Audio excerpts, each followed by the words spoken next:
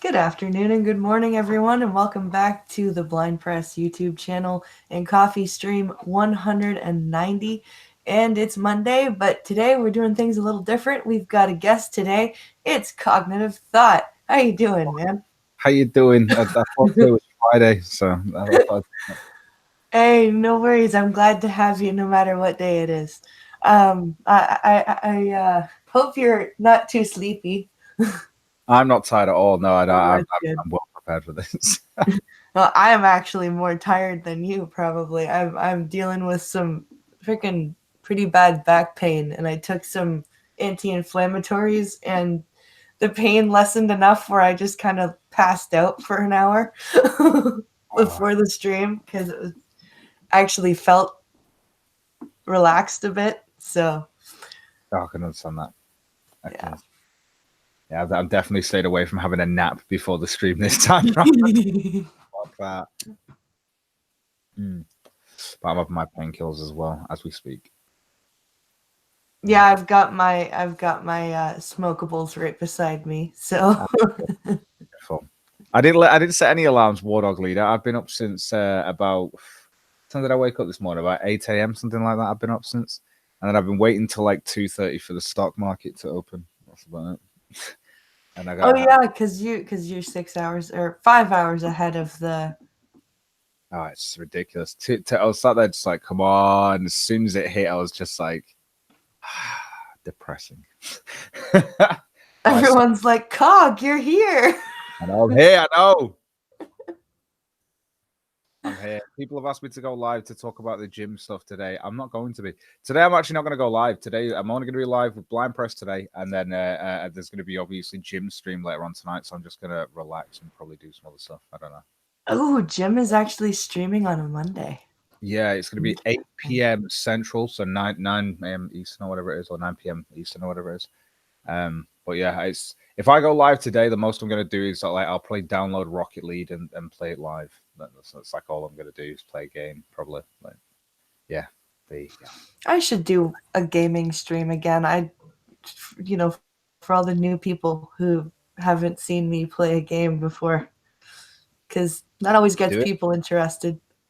But yeah, it kind of confuses me. How does that work? Like, so, I only can play specific genres of video game, like fighting games are my thing because of the audio cues. Ah, right, okay. So, a game like Mortal Kombat or Soul Calibur or Tekken, stuff like that, I can play because I can just listen for. Banana Licker's reading my mind. VR's out of the question. It's completely lost on you, VR. Yeah. At least you don't have to buy ridiculously expensive stuff like equipment just to do something stupid. I know. I'm trying to think. Like, I'm sure there's a million games that just wouldn't work for you. Like Tetris would be terrible. Puzzle games must be awful.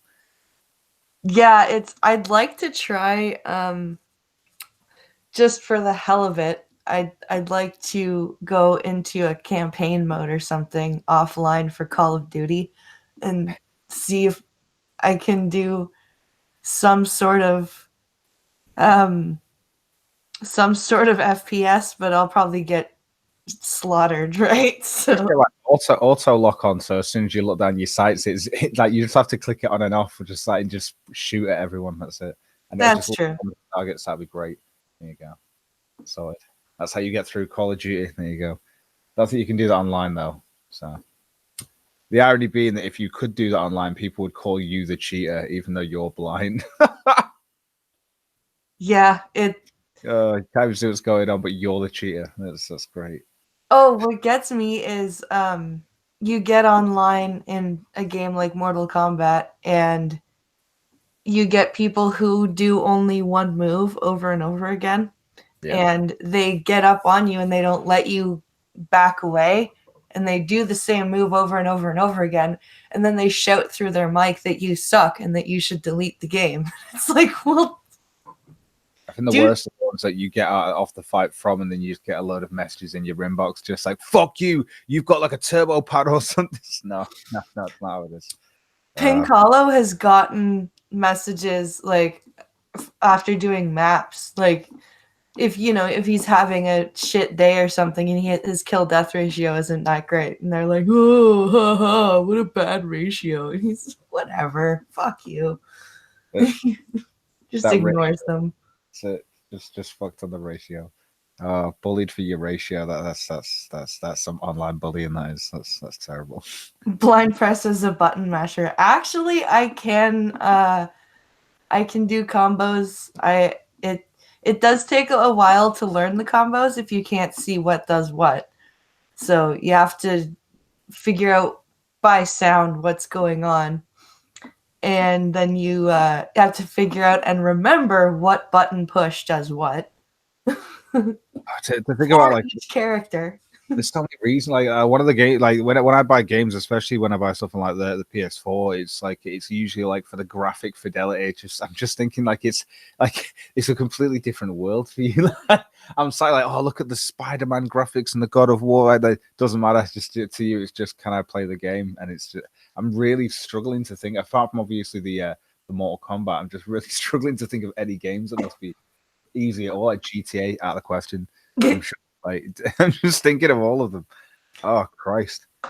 Well, there's a lot more possibilities now with game devs trying to be more accessible. Like there are a few blind gamers that somehow, I don't know how, play.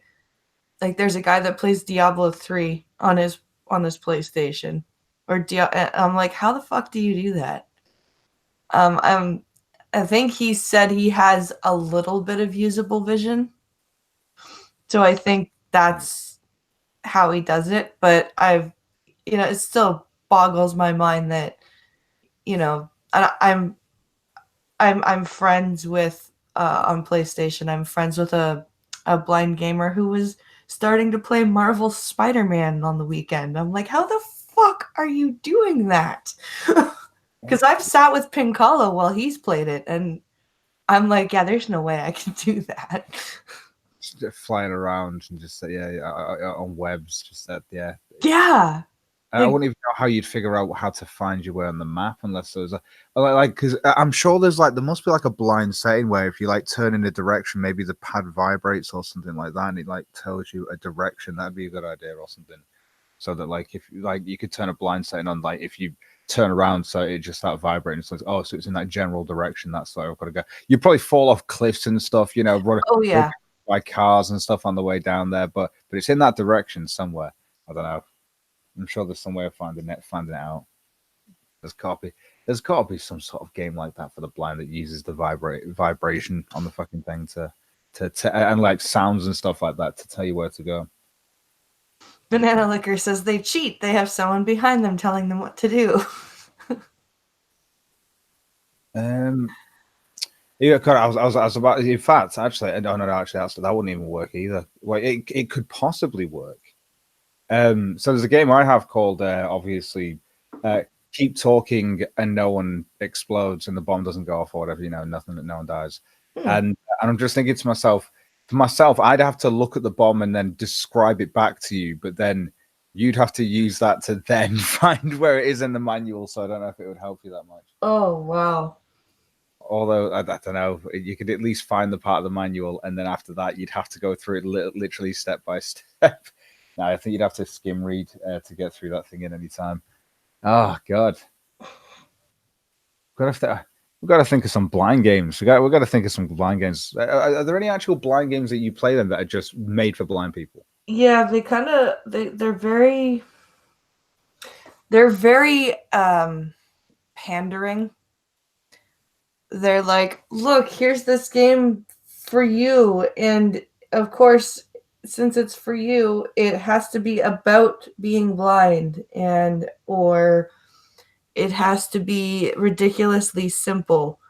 The replay value is awful on most of these games. Oh man. It's the audio isn't even very good, and it drives me insane because I'm like, we have games like Mortal Kombat with 3D audio. Why are you not doing that, you annoying people? I mean, these days you could easily my brain's just started thinking, why is there not like a handheld little game thing here for blind people that literally only uses like sound? I mean, anyone could really use it, and it's just got vibrations in the thing, and you could literally use it as like, and that'd be the whole point of the game. There'd be a point of the game of like cracking a code or something like that. I don't know, and it could tell you like, so the next code is going to be this, and you'd have to use the vibrations and stuff like that to then click different buttons, obviously in front of you to whatever vibrations came through the pad, sort of thing. So, and obviously that would be random every time, depending on it. There you go, and then everything, and it probably go to a little headphone as well. You could plug in, boom. There could be a game. It's just, but again, replay value. Well, this would have to be. I think the best way you could have good replay value is with randomly generated stuff, and so randomly generated, I don't know, puzzles for you to work out as a blind person. But it'd be like sound to button pressing puzzles, more thing, like kind of like playing Simon. Do you know what I mean? Yeah.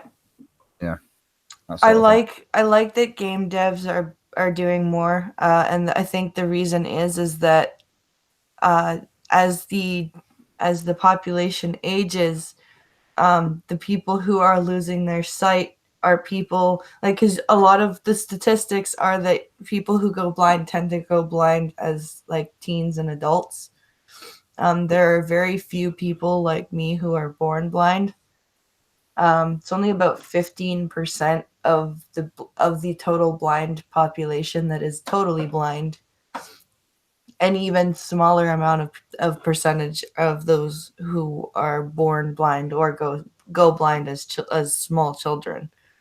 And so these people want to play games still, because when they could see, they played games, right?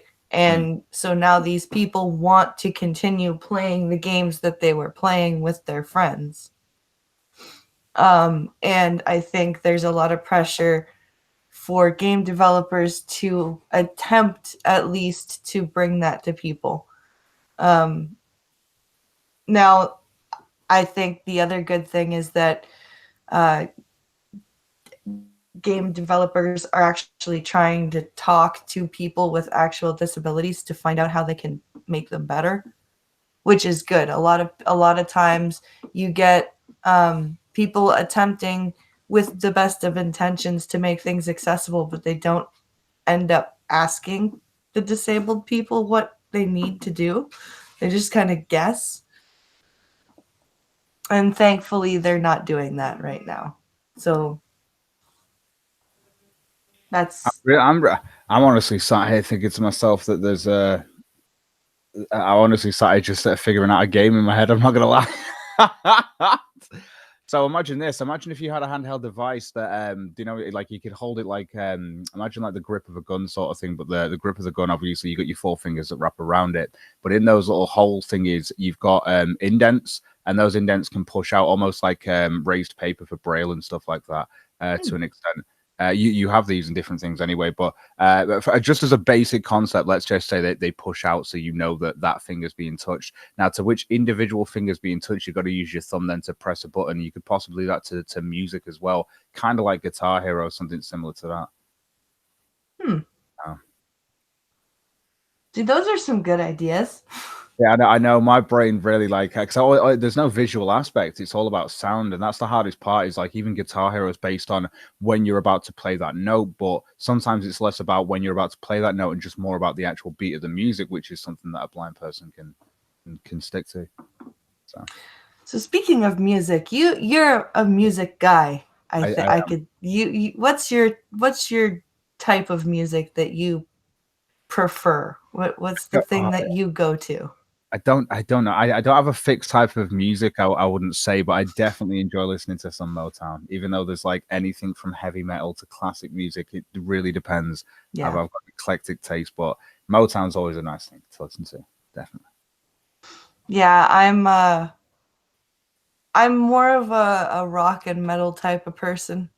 I used to be into more rap, early rap, like 90s type of stuff. I can't stand the rap that's out right now. It drives me insane. Yeah, Mumble rap. I can't, I can't, I I can't, I can't stand rap these days. Used to enjoy it. That's why I enjoy, obviously like writing rap. But I got into like my metal music, and I don't know. It's kind of like I went from punk music to rap music to like metal music and heavy metal music, and then I went from that to just listening to like I don't know, more acoustic stuff, more Motown sort of stuff, and just yeah. all different types of music. It's just I don't know. It really depends where. Like it's like if I always say if I'm gonna go for a night out or something like that, I'd rather go to a metal bar though, somewhere that I can listen to like some heavy metal, some punk music. It depends what it'll become at the end of the night, but that's what I prefer to go out and listen to than any of the the pop music and shit that you hear in bars and stuff. I'd much rather go to a metal bar, get myself a beer, and listen to some heavy metal music if I'm going Yeah. out. I cannot stand the pop music of today or the rap music of today. Like I will not be ashamed to admit that I enjoy some of the 90s pop cuz you can actually sing along with that stuff. You can't sing along with today's music. You just can't. It's I auto-tune drives me insane. Oh man, it just drives me and at least in the 90s you got lyrics that you could sing. You got lyrics that actually lasted longer than one syllable and you could sing along with them and 90s pop BP no. What? I'm young. What the hell do you want from me?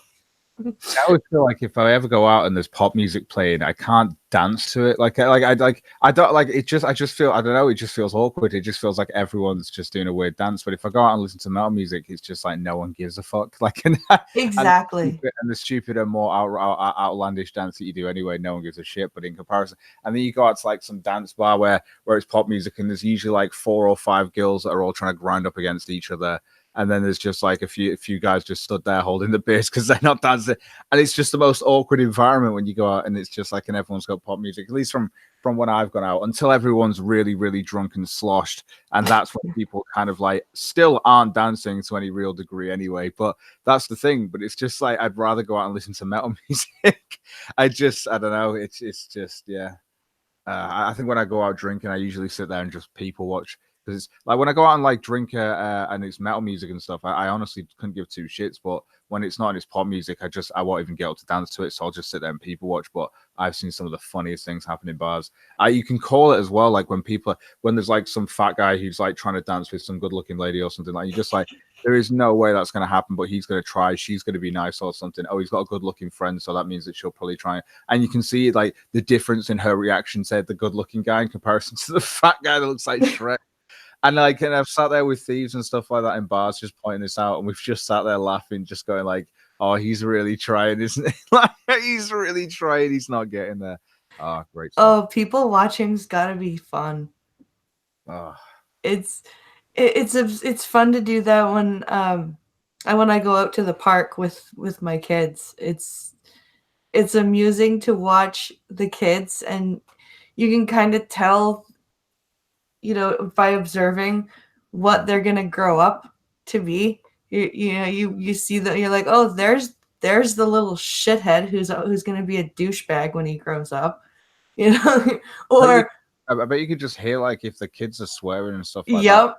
Little shit and stuff like that. You can just hear it a mile away though, whereas the parents aren't really paying attention because they're just looking and having a conversation with each other.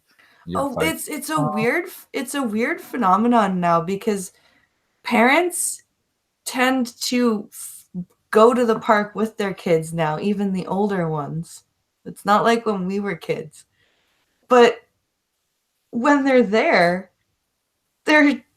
not there. They're just you've got the kids running around screaming and saying, horribly awful things that are close to psychopathic because they're children and children are little psychopaths. I love my kids, but children are little psychopaths. You need to teach them not to be psychopaths. That's what your job is as a parent. So and you hear these parents, they lazily, they're just like, no, don't say that, don't do that. Okay, why are you here?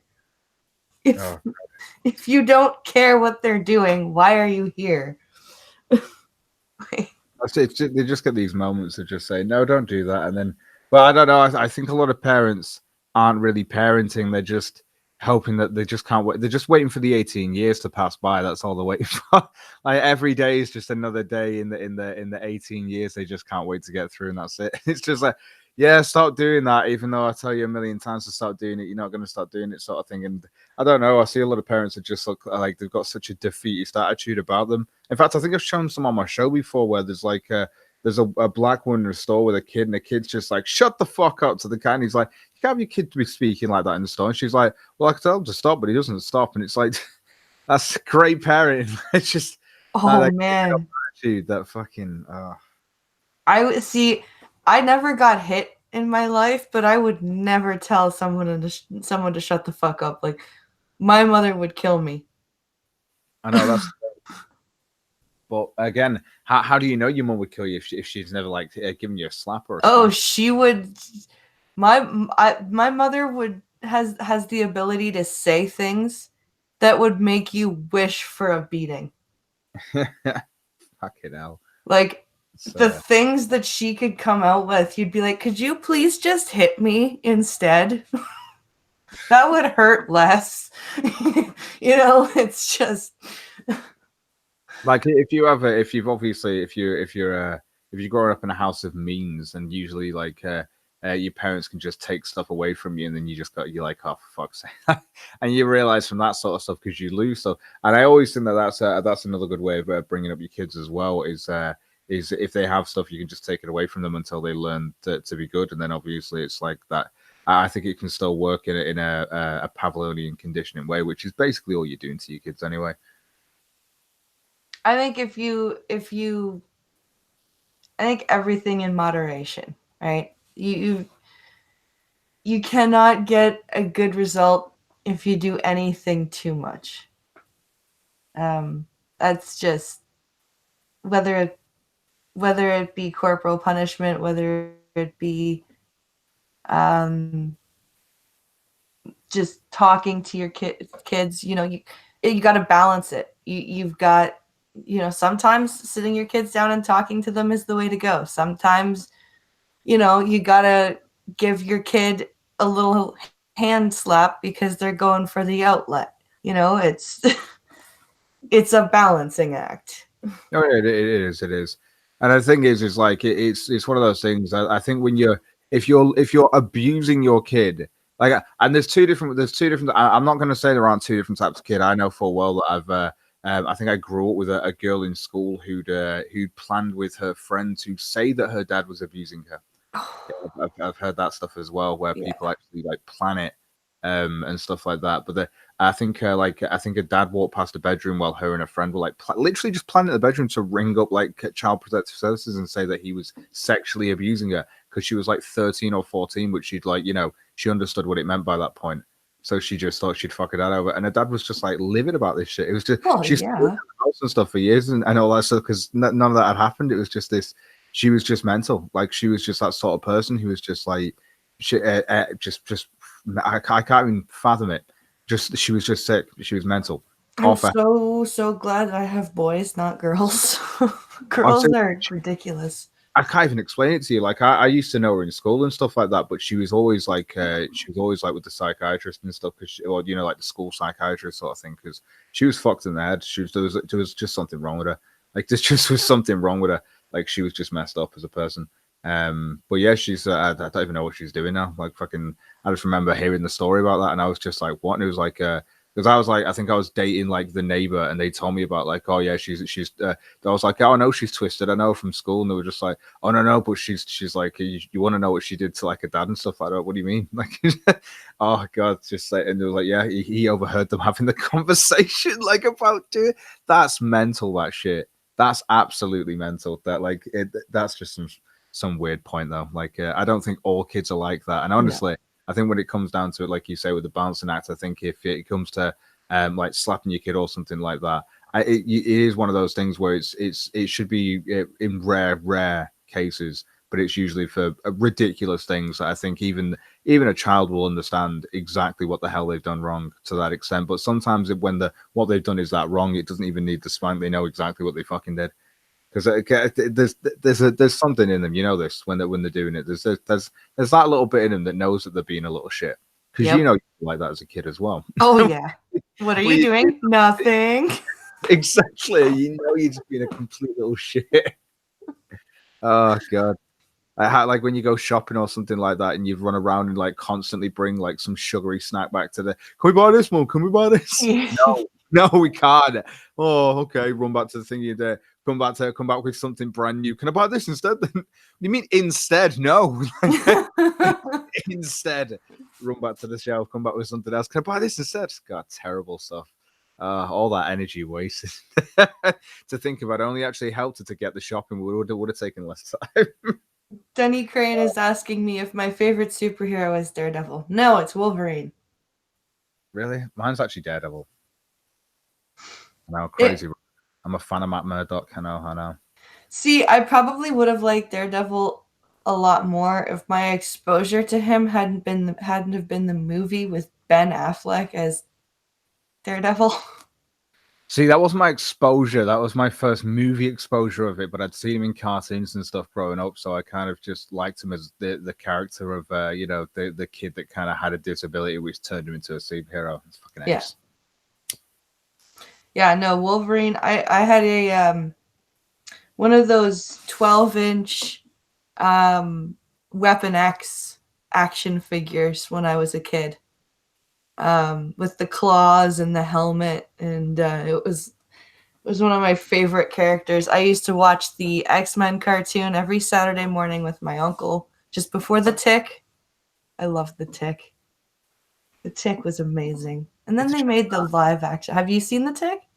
The new one's on. It is on Prime. I should really check it out. But, yeah, the new one's terrible. The live action one is terrible. But if you like the old live action one though, there was as well. Yeah, like if you can find the one from the 90s. You mean the cartoon? Yeah. The original Tick was a live action, and then they made it a cartoon, and now it's back as a live action. Oh, okay. Yeah, no, I'm talking about the cartoon one. That was. I tried watching the new live action, but it was terrible. The first episode was so good. I'm just. They only got 3 episodes, I think, out. Really? I thought there was like a whole series of it now. I don't think they were supposed to have a season of it. They commissioned a season, and they didn't even get the season out. What if I thought they did. Like I could go and have a look at it now for you if you want. Like I'm pretty sure they did. I'm pretty sure there's 2 seasons. Like every time I go into Prime, there's constantly a thing going like, watch the Tick, this, that, and the other. But if it's only more than a season, I've not looked at it. I've only watched 1 episode because I watched the first episode when it came out, and I was like, oh, I know the actor and stuff like that. But I just didn't give a shit. It was terrible. But I tell you what, I'll have a look. Let's have a look and see if it's over here. The Tick. Let's see how many series it's got. So you have 2 seasons. Oh, okay, 2 seasons. Yeah, I know that a lot of people were very upset when it came out. A lot of fans, because it was just so. Just bad. Wasn't the Tick. It was just boring. Like I remember the cartoon as a kid, and it was funny. Like, and I was just kind of like, this just feels weird. Like it just felt so strange watching it. It didn't do the same thing. It's kind of boring. Yeah. There's nothing for me. But then again, I can easily just sit here. Like I say boring, but I can sit here all day and just watch something like MasterChef with ease. Only with Gordon Ramsay though. I can't watch all of them. Just the one with Gordon Ramsay because I'm a fan of his skills. So you like cooking shows and stuff like that? Not a fan of. I'm not a huge fan of all cooking shows. It's just I can watch anything with Gordon Ramsay. Just a massive fan of his work. I like Gordon Ramsay too. A lot at first. I was like, wow, what an asshole. And then I actually took the time to watch some more things, and it's like, no, he's seriously passionate about it, and he only comes down really hard on people when he recognizes they have skill. I always think though that you could easily just like sell anything like for like I always think that Gordon Ramsay, no matter what he cooks, so even if he made a shit dish, could probably just sell it to you by going, "It's the most amazing fillet of or whatever, something like that." Yeah. And he always does that like it's the most amazing, like it's he does that like pretty much before everything that I see now. And he's just like, and right there we have the most amazing, like, and he just finish it off with something. And this is the thing is like I again, but nine times out of 10, you're like, but I would eat that. Like, I would eat that and try it. Oh god, I like, yeah, it's. But I think today, like in the latest series of MasterChef, I was watching that earlier on. He did what was it? He did like I know he's done it a million times, but he was like he takes all of the different limbs and stuff from the breast and all the parts of the chicken off with a blindfold on, and it's just ridiculous how. Oh wow. I must like I used to watch MasterChef, but I've never saw him do that. Yeah, no, Uh, this thing I've seen him do all the different things that he does. Like he when he fillets a fish and stuff like that, and he just completely takes all the stuff off. But when it came to the chicken, it was just like I've seen him do it before a million times. But when he's done it on loads of different shows, but I've never seen him actually do it blindfolded. So they kind of stepped it up, and I'm like, that is really cool. yeah, it is good when they step it up like that. But again, like it's because they have to, because the series is pretty much the same thing. I just like watching. I don't know. I get a buzz out of watching loads of people go into a contest where one person can only win, but every single one of them is like the thing is, MasterChef is a little bit wholesome though, because it's just like everyone kind of gets along and everyone's just hoping to win in this, that, and the other. But I love watching stuff like business shows, like and I don't watch the US version, but I always watch the UK version of The Apprentice whenever I can get it online and stuff like that. When ages after it's been out on the TV, and as soon as I can watch it, it's great because it's just I love watching a load of people who sit there going, "I'm the best at business. I can destroy anyone with my curriculum vitae. My resume speaks for itself. It will destroy everyone. I will be Alan Sugar's next apprentice." And this is like 20 candidates, and you're like, "Nigga, you've got like fucking no chance. Like out of this entire contest, you've got a small percentage chance of actually winning." But every single one of them is just like, "No, I'm the fucking best. I'm better than all of you. I've got the biggest balls on the block," and I love that shit. I love a lot of people going, and that's the same. It's the reason why I watch Hell's Kitchen as well. Is for the same I thing. loved Hell's Kitchen. Just a lot of people just like, "I'm the best chef in the kitchen." It's amazing stuff. And some of them that say that are so bad. So bad. Like so bad. You sit there and you go, how are you even a chef at your at home? Like yeah. What are you doing? Some of the stuff that you see happen in the kitchen is just brilliant. And it's basic shit as well. Like when they don't even turn like the heat on, it's like, "You've not even turned on the gas," and I'm just like, "Oh, you retard, you fucking retard." I love it. I can watch that shit all day. Just someone being yelled at for being a moron. Oh god, oh, it's so addictive. That's why I love Hell's Kitchen, and that's why I'll continue to watch Gordon Ramsay if I have it. And then what you got to prepare yourself though. That guy's getting old. One day he's going to be dead. Like it's going to happen. I mean, hopefully he's got that healthy diet going on. But one day, if that happens, I'm not going to be happy because I like Gordon Ramsay. But have you ever watched him do the kids Master Chef? Because he's great with the kids. I actually have the Kids Master Chef. I actually started.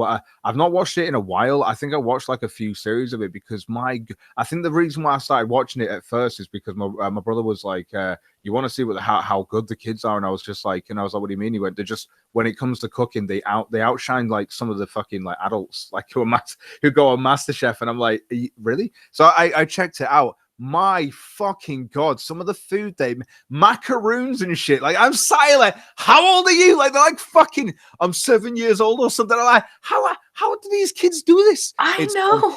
It's absolute. Some of those kids are just like literal geniuses. Guy making like fried kale and he's like 11. And you're just like, what? I don't even know what kale was when I was 11. Are you fucking kidding me? Oh god, like it's mental. Like the kids are just and they really do.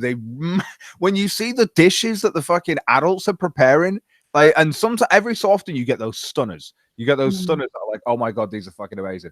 But when it comes to the kids and when they're the food they prepare, they massively outshine the adults because the stuff they're coming out with is just like seriously standards higher, several standards I'd say higher.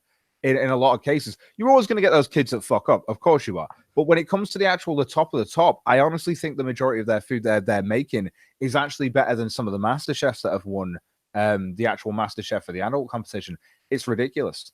The food they make is just it's crazy, absolutely crazy. Well, and even when the kids screw up, it's not even as it's a technical screw up that can like that they can learn from.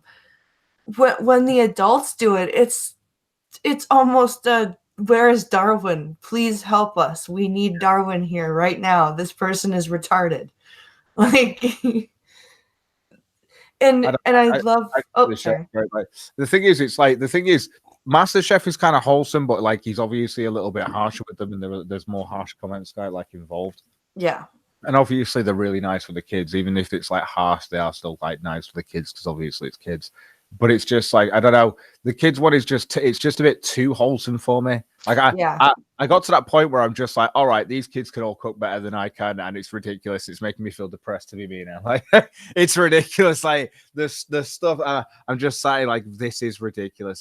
Every single one of half of those like chefs that went, like the I'd say pretty much like 90%, 99% of the kids that went into those kitchens should pretty much just work in kitchens in the future. That's your job. Sorry, but it is you fucking good at what you do. It's ridiculous. Like it's absolutely crazy, but.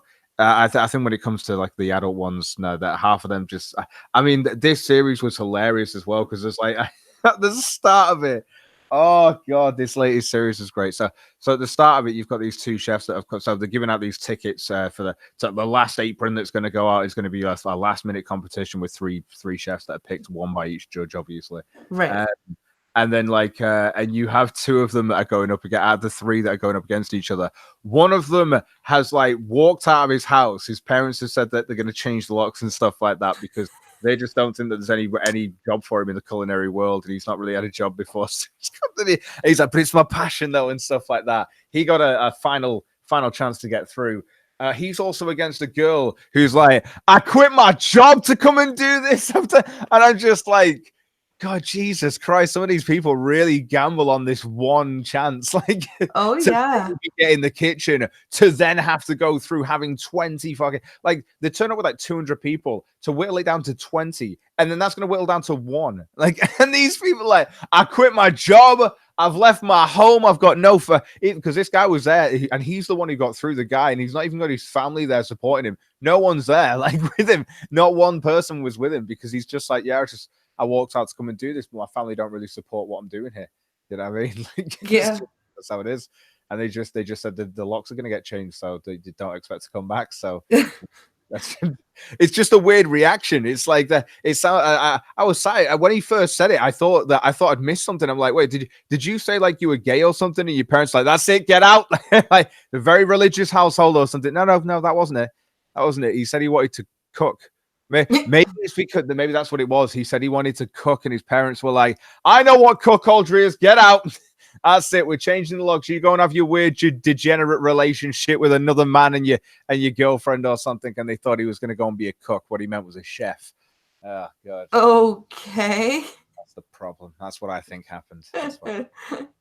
So, Foxy Veritas is asking me how I watch MasterChef. When I watched it, it was in described video. So they tell you what's going on while there's no talking and there's quietness. Well, except for the cooking noises. I'm pretty sure I could probably get up an example of that. Yeah. I'm pretty sure. Like I've seen it on TV before. There's like they have I think they've shown it before, like movies and stuff in the cinema and stuff I've seen as well. Where it's like they give like a whole description of like it's like when you read a book, but it's like you'll have a narrator that gives a description. It's like it'll say a man walks into the room wearing this, that, and the other, and it'll go. That's exactly what it is. Yeah, it is literally a book just for TV, and like with MasterChef, it's they quickly pan. The description changes every time they pan to different cooks, and they'll tell you the name of the cook and. And they'll be like, oh, so and so, accidentally drops an egg on the floor or something like that, So you don't miss any of the things that happen, Oh yeah, I know what it's like. I've seen the thingies for it. It's on like I say, before movies. They've had it like in between like shows and stuff, like just to show that they have it available on like the BBC or on like ITV if they've got it on there and stuff. I've seen it on those in the past. But yeah, talking to MasterChef though as well, just to show that as well. I think the best ever winner of MasterChef, I want to point out as well, was a blind chef from my point of view. My God, could she cook? Yeah, she's a pretty good cook, and she had to surmount because she lost her vision in her 20s. Yeah. So that's hard. Like, it's a lot harder than, like, someone like me has their own challenges, right? But I consider myself lucky to have lost my sight so young because I don't remember seeing. She remembers. Her life is seen. So then you have like, you've got to then like, it's like the saying, you can't teach an old dog new tricks. She's literally got to learn a new way of like getting around her environment. It's just crazy. So that she did a really nice job of cooking, and even when the dishes that she had to completely step out of her comfort zone, she did a great job. I think she only ever like failed, I think, on one task, but it wasn't as bad as somebody else's. But she did fail in like it's going to happen like every so often in the show. But it's nothing in a. But aside from that, she literally had a stunning record of just great dishes throughout. And I think she's opening up like I think it's called like the blind horse or something. I think she's opening up a restaurant now. That's like a thing she's doing soon, or this year or something. She's opened up a new restaurant or first one. So there you go. But then again, she also got that $250,000, didn't she? So, yep. And I think you also get to write your own cookbook. If you win MasterChef.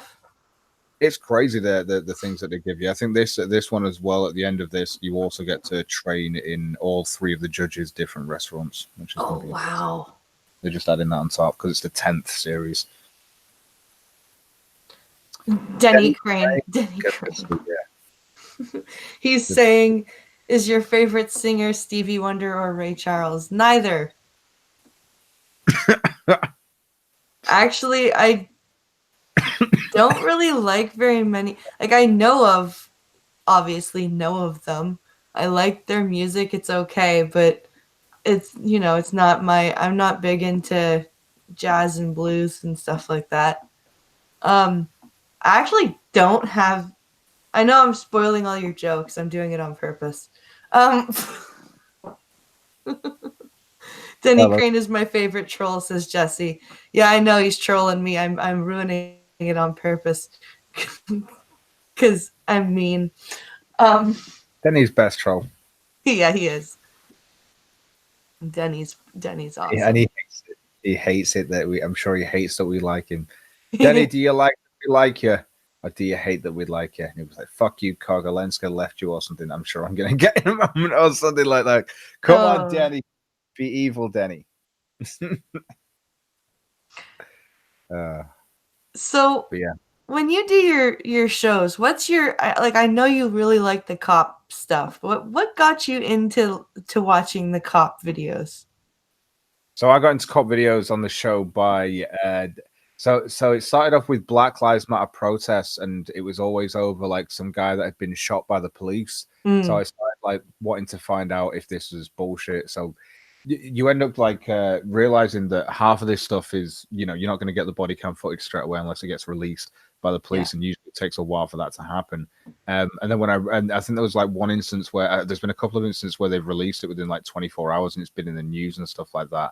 There's been CCTV footage released and stuff, and I got really into like the idea of looking for the footage of just of different like crimes that happened or different things that had happened where you'd seen like public outrage. But then it went from that to just being a fan of finding the reality of the police videos and the shit they have to deal with, and then the different things that you learn about like passive resistance and the difference between that and you'll see people say, oh, I'm not resisting, and and you'll see people, oh, he's lying on his front, he's not resisting. It's like, but his hands are underneath him though, they're not actually behind his back, which is passive resisting. He can be gripping his hands together, and that if a police officer needs to tase him at that point because he's not getting his arms out from underneath him and he's expelling too much energy, then I'll just tase you because it's less energy for me to expel.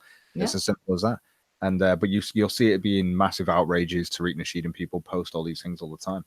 So I get an enjoyment, like I say, out of finding them, and then putting them into the show was just like just a standard thing. I just started putting them into the show because I wanted to watch them. That Sovereign Citizens, Stolen Valor, all the different sort of videos. And then it just went down the whole route of just crackheads, any crazy videos. And it just, I don't know, it just became anything I find entertaining on the internet. Yeah. Yeah, that Tweak Hunters on the weekend, that was pretty damn funny. Oh, God. Crack and tweak. Ah, God, so good. Like there's many more episodes of that as well. It's like I say, there's loads of that stuff. Like I even went down the route of the pedophile hunting and stuff like that, which was kind of like, but it's just too dark in a show because it's just like, even though you're kind of happy they're getting put away, you just kind of like, you're just not happy they exist. So that's it. You just kind of like, it's just a dark area to go down. So you end up just sticking with police videos, crazy videos. But I love finding freak out videos as well when you see people just freaking out in McDonald's and stuff, or it just in the middle of public spaces over nothing. Oh, great stuff. Yeah. I often wonder because I see all that stuff happening on your channel. Like I see you watching those videos, and I'm like, how come that shit never happens when I'm, out and about? How come it always seems to happen in the States and other fucking countries? We rarely see this in Canada. It's not fair. I want some of the fun. I think if you're walking through like a city center and you can just hear, like sometimes you might not always pinpoint it yourself being like blind. I think for like you might not be able to always like hear it or stuff, or you might just hear like a lot of loud voices. Like I was walking through town the other day with thieves, and I think I got a little video which I put online.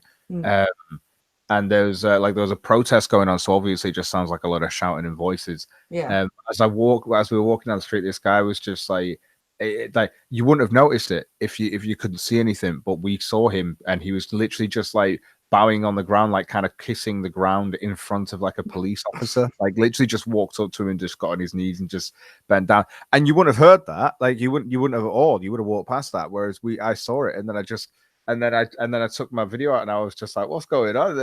And the officer was just like, shrugged his shoulders, and then he suddenly stuns up this guy, and then he just goes, "The police lie, the police lie," and that was it. It was mental, absolutely mental. No idea. Okay then. But to you would have just thought a random guy just walked past shouting "the police lie." That's all you would have heard. Which would have been funny enough in its own right, but just the visual as well, though. Do you see what I mean? Like the whole bowing down. Oh, the visual makes it even better. Yeah, it doesn't make any sense. Just walks up to a police officer, bows down in front of him, kisses the ground at his feet pretty much, and then stands up and walks away saying the police lie. No idea. Oh, people are. What I like are the we get the street corner preachers. Yeah. And I always end up crossing the street when I hear them, because invariably I get stopped by these people. Oh yeah, they want you to be their miracle healer. Yep. Can I pray for you? God will heal you. Let me heal you right now. It's like, I can imagine it. It's like, no, thank you. I'm fine. I love that. It's just like, motherfucker, do you think if God wanted me to be like not blind, that I wouldn't just be not blind? Are you crazy? I'd have sight if God wanted it, I'm sure. But a few choice words is going to make him do it. Amazing. Tell me what it is. What is it? Abracadabra. Thank you very much. Abracadabra. Well, and now you can they don't like when they ask me if I can pray, or if they can pray for me. And I'm like, well, you can try, but my eyes are made of plastic, so unless God can make plastic into real eyes, that's not going to do anything. Well, God can move mountains and do that sort of stuff, but you see that disbelief that you have there, that's just seeds of sin from the devil. Oh, I got told that the devil made me blind so that I couldn't see God's beautiful creations. Yeah, that's one thing, but that simultaneously, you also being blind would technically there's some branches of Christianity that believe it's your belief in the fact that you're blind. That even if you try to believe that it's not, you're constantly going to have that doubt because of, well, reality. But because you have that doubt, that's why you can't not be blind. Yeah, it's your problem. Yeah, look at you saying that plastic guys. See how you had that little bit of doubt? That's why. That's why you can. And even if you start just being completely positive about it, you've got to be ridiculously over positive, and then also accept the Lord into your heart, and then pray to Him every day, and all this sort of stuff, and then take all levels of sin out of your life, every type of sin. Okay, that means good diet. That means taking swearing out of your life. That means taking sex out of your life, masturbation, all that shit out of your life, all that stuff. Games with swearing in, any sort of TV programs with swearing in, music with swearing. Take all that stuff out of your life. Yep. God can teach you. That's it. Pinkalo says, "Don't forget about the time the one church poured holy water in your eyes." Yep, that totally happened. I always love it how there's so many things keeping God from me, even though He's the one that's like all powerful. Like I don't get that. I've never got it. Again, you can be religious. That's fine. I don't give a shit. That's your belief. I don't believe it, and I can't fathom that in my head how that makes sense. Because I've had like Jehovah's Witnesses knock on my door and say the same stuff. Like it's because you don't call him Jehovah. You've been saying his name wrong. And I'm just saying, I can go and get directions from a guy on the street, and I never have to get his name. But God can't respond to me because I'm not getting the right name. God, talk to me. God, please. And He's just going, "You're not calling me Jehovah." Well, I'm not responding to you. Can't even get my name correct. Okay, like what an asshole! Are you kidding me? And depending on the religion, right? His name is different. So how does he know who's calling him? And what if he fucks up and somebody who needs him and is Jewish calls him Yahweh, and he forgets that they're Jewish and he ignores them because they're calling him Yahweh, not Jehovah? So what I like, what is it? American God. Because I like how many Jesuses there are, and it's just like every different type of belief people have. There's a new God born. It's great. Oh, I love it. So funny. All the Jesuses. There's just I've heard so many different versions of the Bible and different ways to believe it from just growing up. Do you know what I mean? With my parents going through different branches that they thought might be the reason.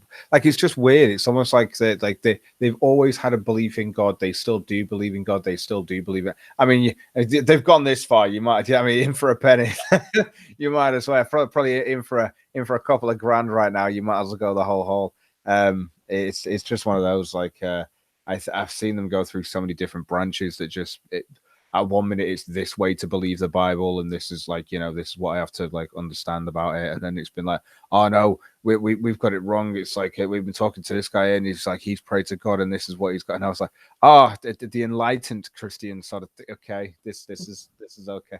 And that's what you get these different types, and it's and like I said, I've seen my parents go down this constant road of just it. And again, they also do it themselves where they're constantly highlighting the Bible and going over it and reading it and interpreting it differently and seeing if they interpret. So they constantly have this different and ever-changing view of their own religion. So, but that's still, gospel to, Yeah. where the earth started, all that sort of stuff. That I'm pretty sure to this day, I'm pretty sure they believe in evolution to an extent, but they don't believe in the 6,000 years old Earth. I don't know how it works. I'm not sure. It gets confusing sometimes. I don't think they're young Earth creationists, but they are creationists. There you go. Oh dear. That sort of thing. They do believe God and Adam and Eve and all that stuff because, well, it's in the Bible, right? My mother got kicked out of Sunday school for asking where all the other women came from for Cain and Abel to marry. Because I don't know where all the other people just came from. Yeah, because she was like, she was 7 and she goes, so it says Adam and Eve had Cain and Abel, and then Cain and Abel went to the city and got married. But Adam and Eve, Cain and Abel were the only people on the earth, apparently. So it's the bit I don't get. It's like the guy. It's like Genesis. Garden of Eden is a nice little fairy tale and stuff like that. Nice little thing. Probably just a point about like you should do as you're told or something like that. It's like otherwise you get banished from the garden. Okay, nice little story. Nice little story. You know what? We need to expand this. Let's add let's add a sequel onto this, okay? This is literally like doing a film nowadays. This is what it would be like, okay? So imagine this is a Warner Brothers blockbuster or a Disney fucking train wreck or some shit like that. And it starts off with the original, the Garden of Eden, okay? It's starring Robert Downey Jr. as Adam, like, Scarlett Johansson as Eve. And you'd have that sort of thing. It's just, I know Morgan Freeman as God, obviously, because why not? Of course. Great voice, everything. So that sort of thing, and that'd be like the first film, and they'd be like, right, we kind of need to do a sequel to this. So, and this is all I see the Bible as, and it's like, you know what? How about they have kids, and then and they go off to the city. Where did the fucking city come from, though? It doesn't matter. It doesn't matter. We don't need to explain it. It's just a sequel, right? It's just a film. We just need to make money off it, right? So sell this for a moment, okay? And that's the bit that I don't get. It's just like they just added this extra. Like there's just an extra. I thought it was just the Garden of Eden. Like there was just this thing, or is it as soon as they sinned, he was like, well, that's it. I'm creating a city over there, and you're gonna have to have somewhere to go. You're not a wasteland where you should just die and deal with predator. Fuck that. There's a city for you to go to as well, right? There's a city. Fuck it. And the garden, well, it's just gonna disappear anyway. Just turn into sand or something. I don't know. It's exactly what it is. Just doesn't make any sense, and it's just a sequel, and it's like it's just the city. Cain and Abel go to the city. That's it. So it's like the first film's Garden of Eden. You're like, oh, it's amazing. Second one, Cain and Abel go to this from the creators of Garden of Eden. Yes, that is. It's that.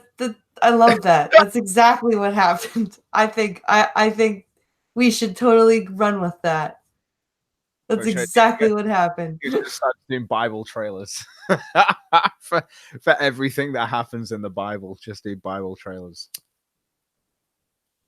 A little bullfrog. It's not a bad idea. I might just do that on my channel. Just Bible trailers. Go through the Bible and look for every individual story from start to finish, and just like basically speak about like just have what happens. Just random people who I can pretend are going to be in the film, but who are just obviously not. That would be amazing. You do Sodom and Gomorrah. Two cities. Both of them are doomed for eternity, or something like. Sodom and Gomorrah. There's so many little things you have to go to. God. Yeah, again, like I'd say, that'd be endless. Well, it wouldn't be endless. There'd be an end of the Bible, obviously, but my God. Imagine when it got to Revelations. Fuck. Just yeah, Bible Honest Trailers, says IR in chat. Bible Honest Trailer. It's just the sequel from the creators of. But it's just dumb. It's just one of those things. You could only really do like a trilogy, and that's the thing. The point I'm trying to make is it's shit by that point. Like it's really boring. And then you're waiting for like there are some films where they've come back with like the 8th or 9th filming, and it's like way into the future, and you've gone, that wasn't too bad for a second, and then it's just gone worse. Yeah, and terrible. I think like I've heard that with like, and again, I'm not a fan of this, but I've heard it from people who are fans of Fast and Furious that it got bad, then it got good for a second, and the same thing with like Harry Potter apparently. But I've just watched Harry Potter like twice or something through. I've done that really. The books are better. Yeah, I've heard that as well. I own all of them in Braille. Takes up a lot of room. Quite a lot of room. Use echolocation. No, I do not. Well, actually, no, that's not true. I do use echolocation, but I don't click. Like, there are some blind people you see that don't use a cane and they click. Yeah, I've seen them. I'm not like that. I will use, for example, my cane, like tapping on the sidewalk. I will be able to tell by the different sounds, whether I'm passing a bus shelter or whether I'm near a wall or a fence, So, the intricate, like if it's like if you hit a fence with it, you'll know the different sound of hitting a fence to concrete to metal. Yeah. Yeah, I can understand that. Yeah. I think that's it. It's not like you walk around with like a little clicky device that you just click in, and it's just like it bounces off and actually comes back to your ears. It's more like You hit it, and then the sound obviously comes off it, and you're like, all right, okay, I know that is. You know, if I'm at my family cottage and cause we don't have running water, so we have an outhouse. So if I don't use my cane to run out to the bathroom, I will sometimes snap my fingers a couple of times to make sure that, because there's a bunch of trees.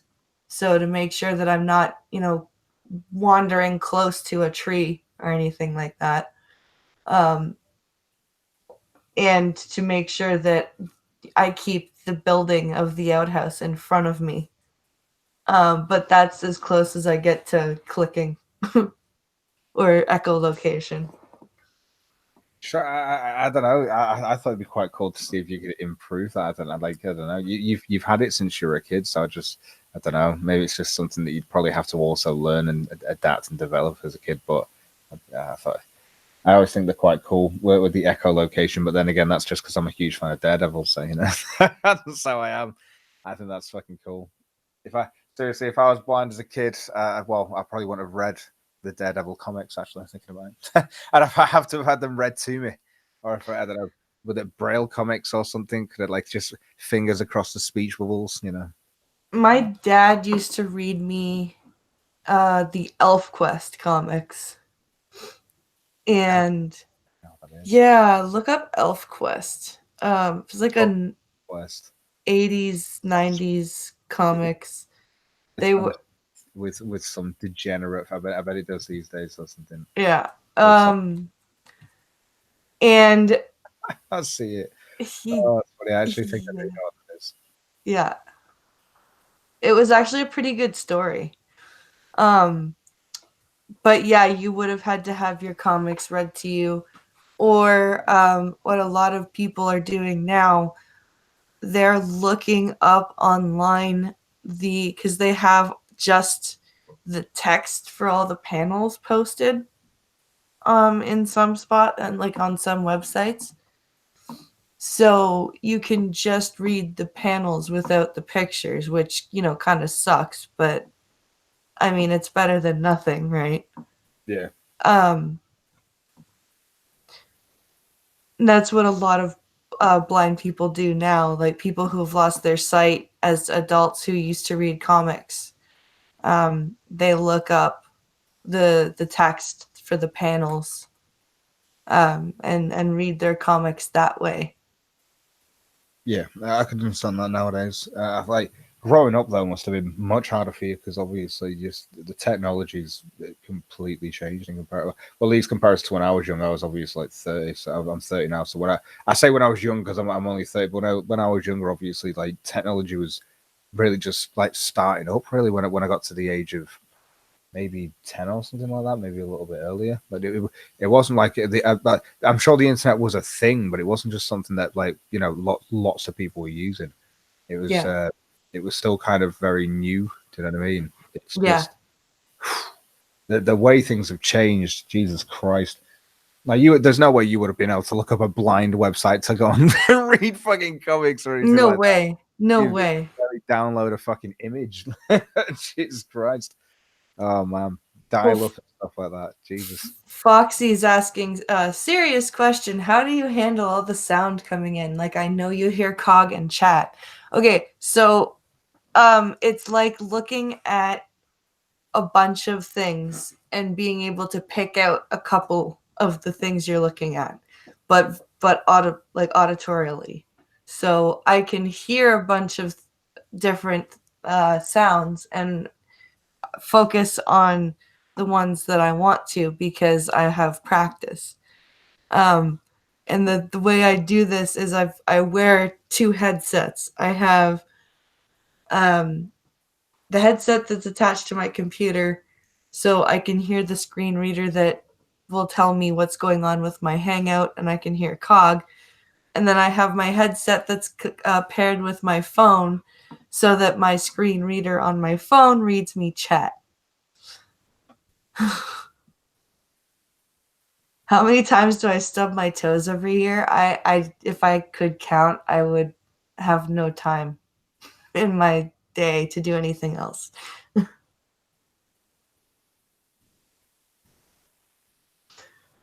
So I'm just not. I'm not very aware, obviously, of all the sound coming through to you, but I understand what you mean by that. Yeah. By how to decipher the individual sounds coming through. That's why I made that joke last night. When we were going through when you were going through that Ralph stream, because he had so few things to operate with, and he just couldn't do it. And I'm like, Jesus Christ, dude, I could do it, and I can't see what I'm doing. Oh no, it's so funny. Someone's actually just sent me a picture. Gary Gurgles has just sent me a picture of the Mothfucker T-shirt that he's bought, which is quite cool. I'm glad it came out. It looks pretty good. So happy. That's so funny. Oh god, it's so coherent, guys. Got to. I don't know how many Mothfuckers we've got in the chat. I don't know how many people are here. So. We have. Let's see.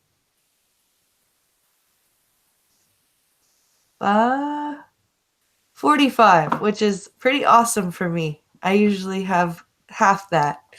Let's see what else we can do. I'm gonna have to. In fact, where is it? I've got the chat open. I'm sorry, I'm sure I have the link. The link.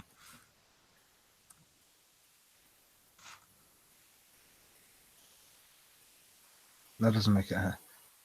Oh, I know where it is. It's in my Discord, isn't it? There it is. Yeah, it's been sent. Trev's posted out earlier in the Discord. I'll post on my Twitter as well. I've just been really enjoying the conversation. So have I, man. So I found an interesting news story about Oregon having too much cannabis. Too much. Oh yeah, I've heard this. They're actually trying to get rid of it, and they're asking people to. I don't know. Aren't they asking they've got 50 tons or 500 tons or something like that? They're trying to get rid of. I think they should send some up here to Canada. I think they should just sell it, but they don't. They're trying to get rid of it, and it's just what a waste of product. Just send it to sell it to California or any of the other states that Colorado or something. Just sell it to them. Yep.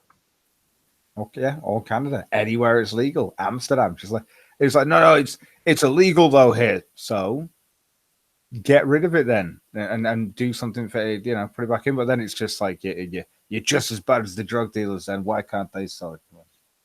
Which is again, why can't they sell it? It's just fucking stupid. So they're trying to come up with some laws to figure this out instead of just getting rid of it.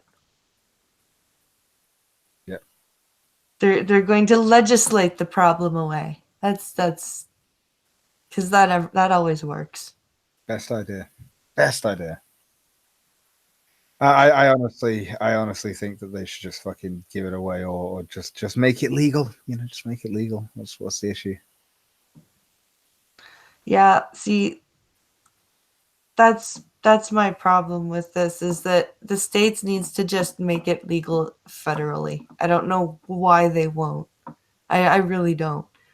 There are so many states that have legalized it now.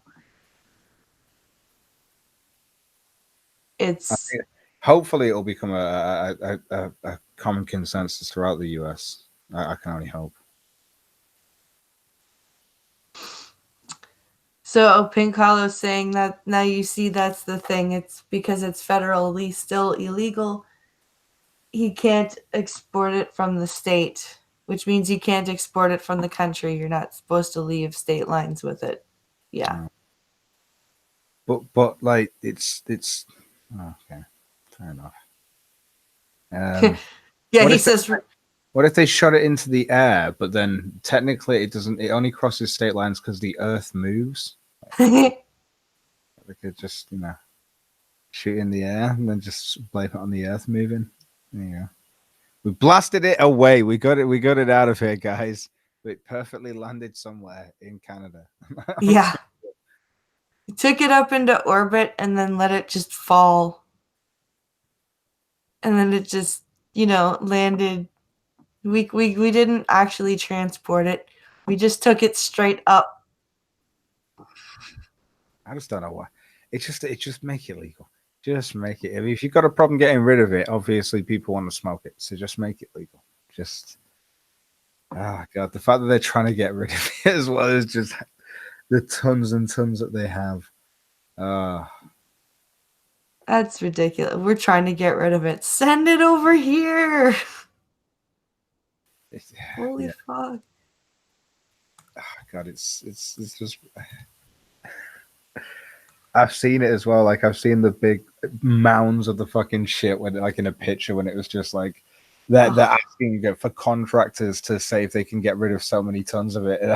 It was just like the amount of people that had commented on like I think the article about it was just like, "I'll smoke it." Yeah. It's like, are we like, can we not just like, here's another way of getting rid of it. Okay, if they can't burn it all in furnaces and stuff, how about they pay for a load of citizens to just smoke it, only for the purposes of getting rid of it? Okay, right? Not to get high or anything like that, right? Just to get rid of it. So we're not smoking it for fun, right? We've got to smoke it all day, not for fun, just to smoke it, okay? And then after that, we can, I mean, I suppose they could just set up machines that could do this as well instead of humans, but then they can pay humans as well, and then we got more jobs. So, Or you could just, sell it to all the bake shops. Yeah, that would work. Yeah, but again, they haven't got any bake shops there. Well, what is it now? How many tons are they trying to get rid of now? I'm sure it's like 100 tons or something. Something like that. It's a huge amount of pot, and this is why we need to let people use pot in baking. You need to let, like, because this whole argument about edibles are easy for children to get. Okay, first of all, nobody's gonna give a kid an edible. Do you know how expensive edibles are? No. Fuck. Second of all, if you're talking about parents leaving their edibles around for their kids to get, that's not a pot problem. That is a parent problem. Mm-hmm. So, yeah. Looking for someone to burn a ton of weed every 2 hours. They're actually looking for it. They look at a ton of weed every 2 hours. Imagine that. Ton every 2 hours. That's 12 tons a day. That, Jesus. 12 tons of weed. That's what the DEA is looking for. Someone who can burn 12 tons of weed every 2 hours. I don't know why they can't just burn it, but then just have, like, wherever they just have a big pipe that just pumps all the fumes up to, like, California, Canada, and all the places where it's legal. And then just charge people at the other end for the fumes. I mean, technically, it's not the weed hasn't crossed state borders. The smoke of it being burnt has, but then that smoke has been going to good use. Look at that. See? I fixed it. There you go. Doesn't break Problem any law. solving. Weed doesn't cross the border. They're burning it and getting rid of it. And then it just, like, well, I don't know why they can't just burn it and then just package up the smoke to sell.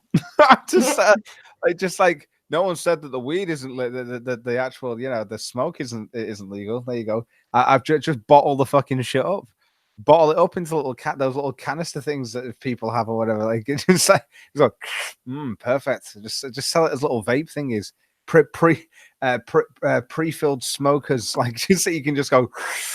Oh wow, fucking that's a hit and a half. And by the way, it'll be really, really compact smoke as well. Really dense, thick smoke when you smoke it. You just get this big fucking thing that you can smoke. Amazing. You can just buy like everyone's just sitting there with big tubes. Yeah. Hot air balloon of weed smoke, exactly. It's a huge thing. That's awesome. A huge hot air balloon of weed smoke. It's so funny that. It just oh god. Just sell it to people. Just be like, look, we were burning the weed and stuff like that. We've got this big pipe above it that'll obviously, like a vacuum, that will obviously bring in all of the smoke and stuff like that, so it's not getting into the atmosphere and shit. Because whatever, I don't know, just say environment, people will be happy. And then take all of that shit and then pump that into that. And after it's been vacuumed in, you just have a place where it's being pushed out into small little things, like into balloons, and then you just sell them as balloons to people. There you go. I mean, they're not going to float. They're not going to be filled with helium, so they're not going to actually be light. They're going to be balloons, all dragging along the ground, filled with weed smoke. Just, oh Christ! Everyone's trying to untie their balloons without popping them. Oh God, it's how it is. You Well, pop it. No. Well, we'll have to have the better packages. Like I say, it may not be balloons; could just be little bottles that are getting filled up with the smoke, and then like the screwed on lids and stuff that you can just slide open, and you go, and then just slide it closed. Yeah. Like a plastic bottle or something that's just filled with weed smoke that you can just open, take a hit, and then close it. Now that's the shit. If you just had a big vaporizer vaping the fuck, you got to burn it, but burn the fuck out of it. Yeah, just. Oh God, great ideas. Great ideas. Genty Maxi says, "Listen, Cog, we don't need to make Canada dumber than it already is." Yeah, we're getting pretty stupid. The UK is stupid, and we don't even have legal weed. Yeah, we're doing some pretty stupid shit, like saying things like our kids can handle the kink at Pride Parade. I know. I read it the other day on my fucking show. It's terrible. That's a fucking awful article from HuffPost, Canada. Yeah. Oh God, yeah. I Kids just feel the kink. What a way to. Kids. I could probably check. Like, a lot of people have been pushing that old, like year-old fucking TED Talks footage that Ian Miles Chung posted the other day. Yeah, I saw that. Everyone's seen that.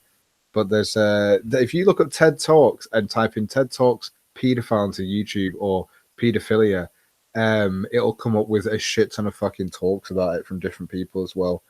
I'm talking about like we've got to have a mature discussion about pedophilia. And it's like, I know you want to rid these people from society and stuff, but it's just not. And she's just like, I don't think that's going to work out and stuff. So we need to really look at this because not all of them are offending people. Some of them just have the attraction to children. I'm sorry, that's pretty damn offending to me. Yeah, I know. And this is how fucking stupid it is.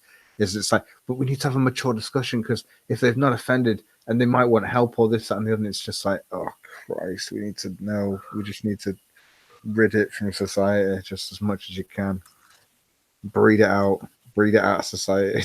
Hopefully, if they want help, great, but they should also know that they're incredibly sick and that that is a socially very bad thing.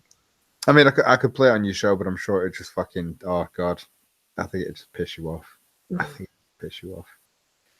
God, it's so awful. I was watching it like I think I watched the whole thing. I was like half asleep, and I saw the Email Strong thing, and I was just like, I'm sure that's like a year old, or is it new? Like, because when I saw it, I was like, I'm so sure I watched this like ages ago on a show because it was ridiculous, and it is. Right. It's like a year old or something, and they did a few of them about a year ago, but there are other ones that I didn't see, and then I just went really. So I clicked another one, thinking.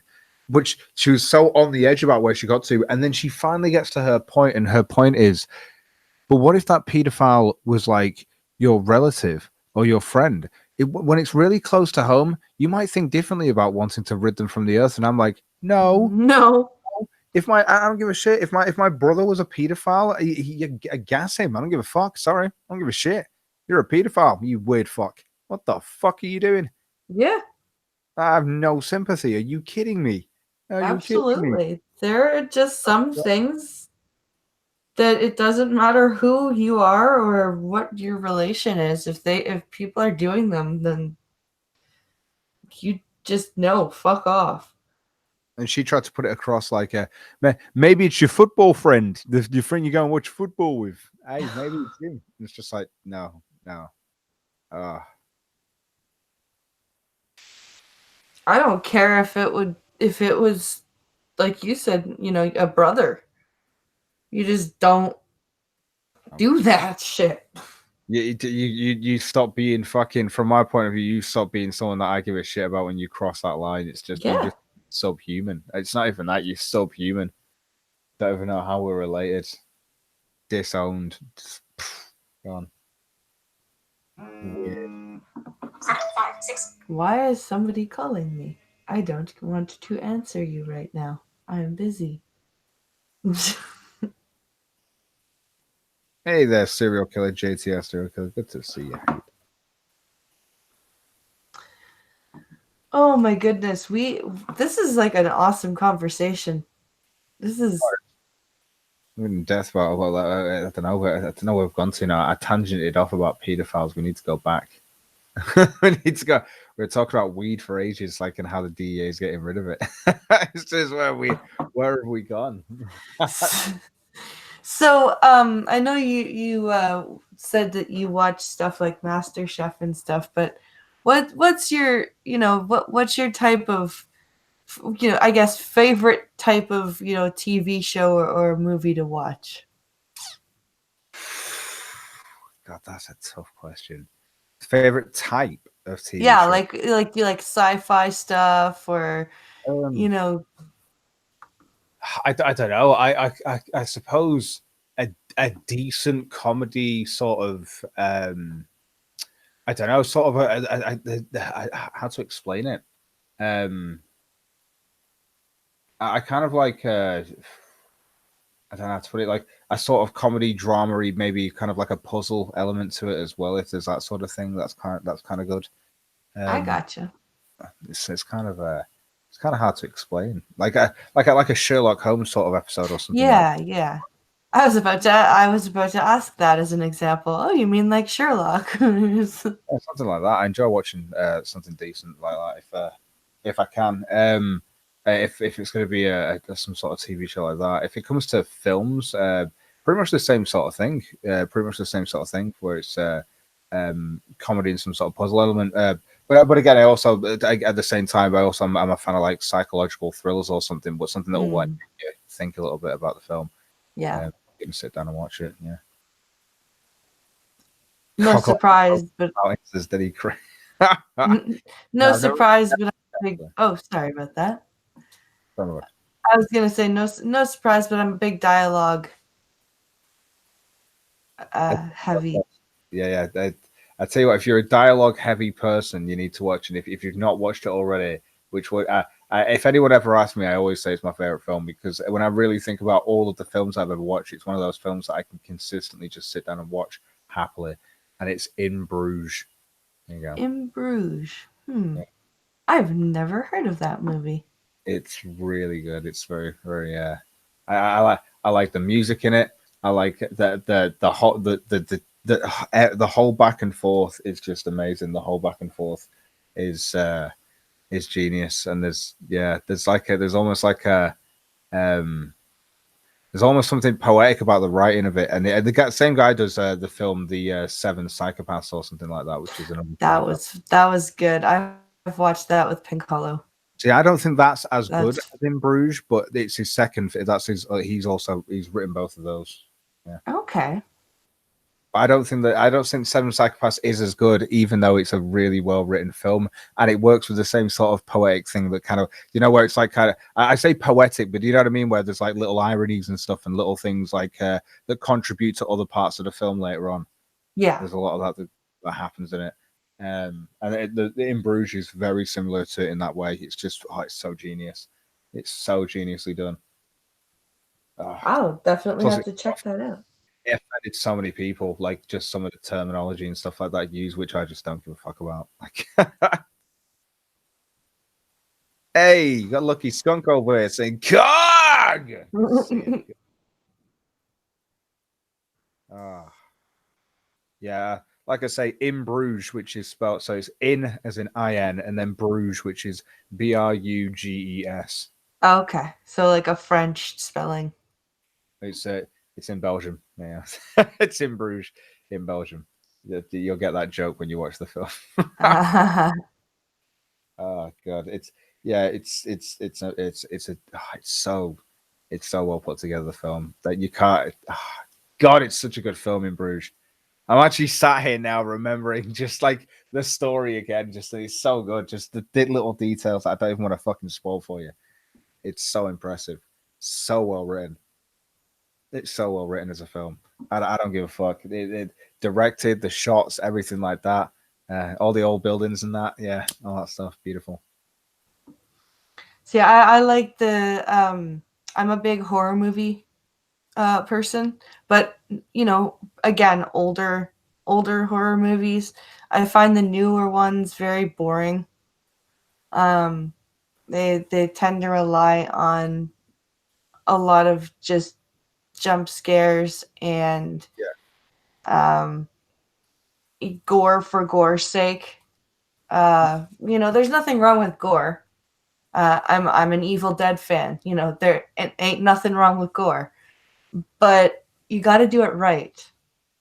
Um, and today's films just don't do it right.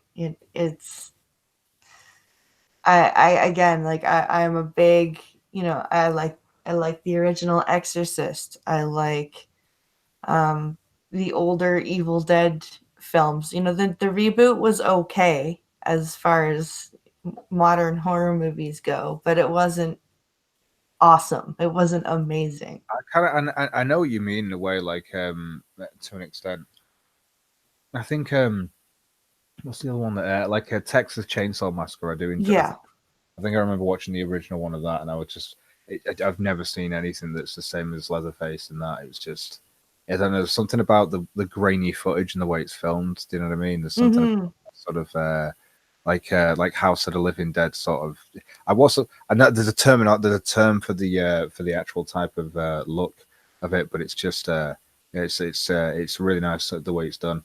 Um, but it's that sort of visual that kind of makes it pay off for me. But when it comes to horrors, I don't know. Like they've never really scared me. Like the old ones, I do find as like classics, which were always good. But they've never really like scared me or been something that I was like the big fan of constantly following or being like this sort of cult. Like they're bringing out another one. I never really gave a shit about that sort of stuff.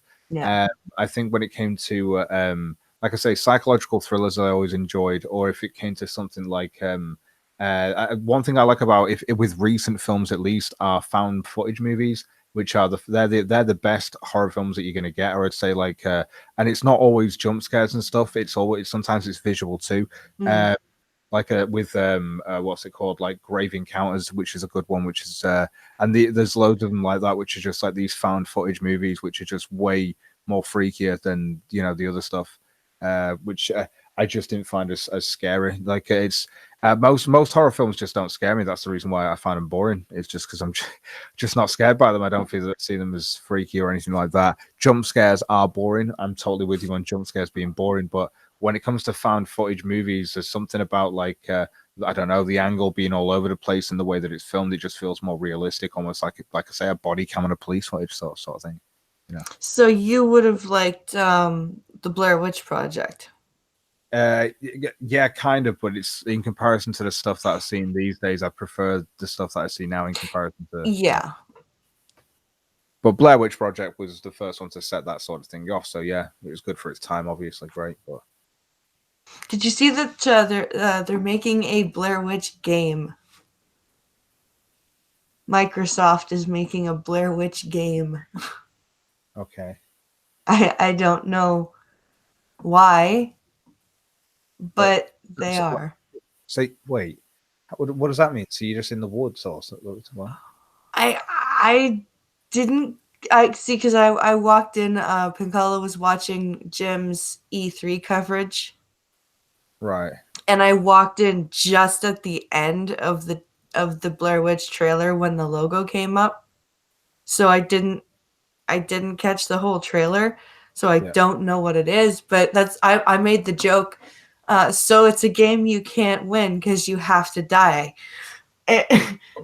Or what's the end scene? You're standing in the corner of a little house. You're just standing facing the wall. You're dead. Like what? How do you win that game? Yeah. I I don't know. That just doesn't make any sense. I like IR's in the chat saying that he likes Cloverfield, and I do agree with that though. That's true. Cloverfield was a good film. Did you see that one? Yeah, I never actually watched Cloverfield, so I can't. I've heard of Cloverfield, but I I didn't actually watch it. Oh, that's one of those found footage sort of kind of like thingy as well. So I kind of like it. But it's also a kaiju film, I suppose, as well. Mm. So yeah, like a Godzilla sort of film. But yeah, it's good. Cloverfield was good. It's wasn't bad at all. I think a lot of people found it to be. I know a lot of people that didn't like it because they were just like, "Oh, you barely get to see the monster," but they wanted like they wanted a big Godzilla sort of film where you get to have like big angles of the monster and stuff. And it's like, no, but it's a found footage film, so you're only going to see it from like the angle of like some guy who's got a camera in his hand, and you're not seeing it from like all of these like um you know angles above and shit like that, and helicopters and stuff. It's just unless the guy's in a helicopter sort of thing. But there's been loads of cool films. Like there's been there was that one that came out recently. Was it Hard Henry or something like that? I forget what it was called, but it's like it's all from first person point of view, like sort of camera, and it's something like that. I forgot what Cool. it's called Hard Henry. I'll have to. like that. I'm trying to remember what it's called now because it. I'm gonna check this out now. I probably got his name completely wrong or something like that. Hardcore Henry, that's it. Oh, Not hard. Hardcore Henry. Yeah, I've heard of Hardcore Henry. Yeah, Hardcore Henry. Sorry,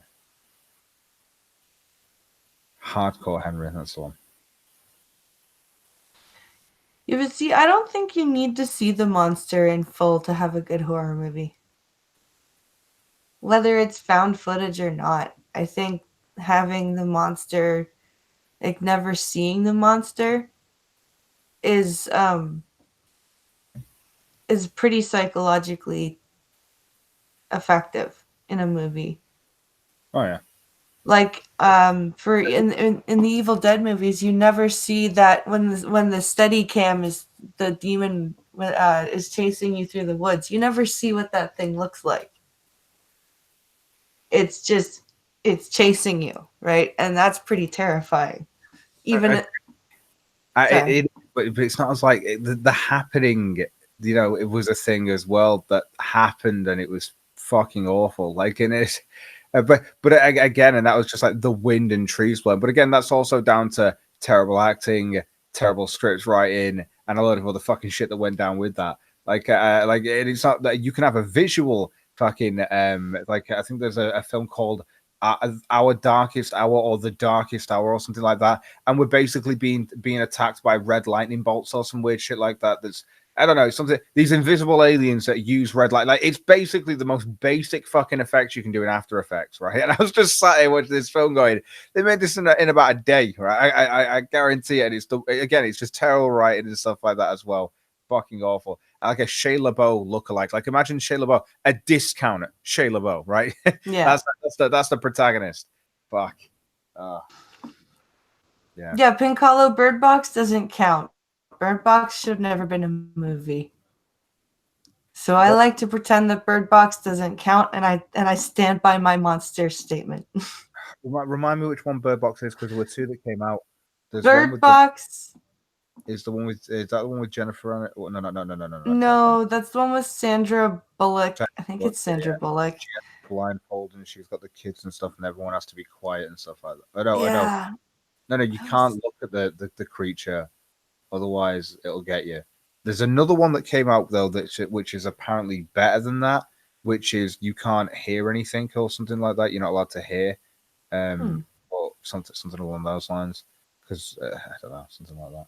Or you've got to be very quiet or something like that, or some shit. Because if you're loud, then these things will come and attack you. So everyone's just really quiet and they talk in like sign language and shit like that throughout the entire film. Weird. Yeah. I don't know. It's like apparently it's a really good film though, and it's the same sort of premise where there's like an evolved species that will just kill you for being loud and the sort of stuff. I forget what it is. That what it's called? Silence. I don't know. I was told that one was good. I don't know.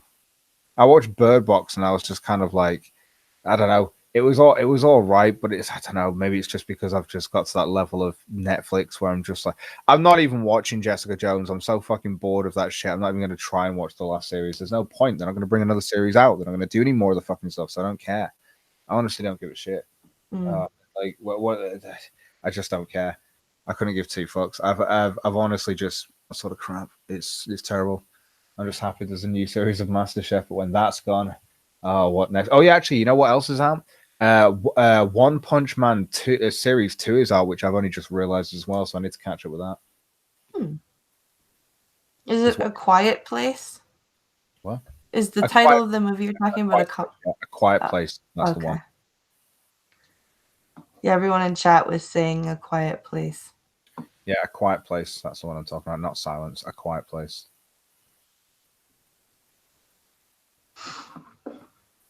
Have you seen the movie Dead Silence? Dead Silence. Yeah. Oh, yeah. I think I've heard about it. I may have. I thought, why does that fucking ring a? I don't know why that rings like in my head. Like I've seen it and I've remember. It sounds like a film that I definitely have watched that I think might have been terrible. But again, I don't like horror that much. So yeah. It could just be me. No, it's a movie about ventriloquist dummies. Yes, I think I have. Yeah.